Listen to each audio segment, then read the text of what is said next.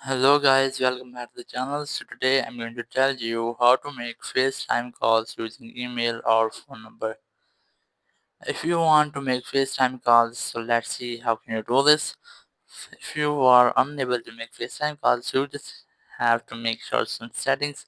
So open your settings and here you have to create your Apple account. As here you can see I have created. If you don't have created, so you might have to create one. Now scroll down and select apps. In apps, further scroll down, look for FaceTime. Select it. Here you have to make sure that your FaceTime has been enabled, and here you have to select your Gmail, email, Apple account, phone number, etc. you want to select. And after doing this, just go back, open FaceTime app, and here you can create a link or new FaceTime. As I'm going to tab on create link, tab on it. You can see the FaceTime link has been created.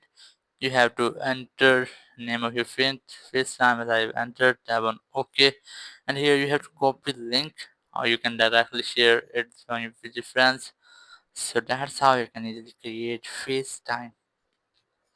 You have made a FaceTime call, you can customize it. So thank you very much for watching the video. Until next video, bye bye.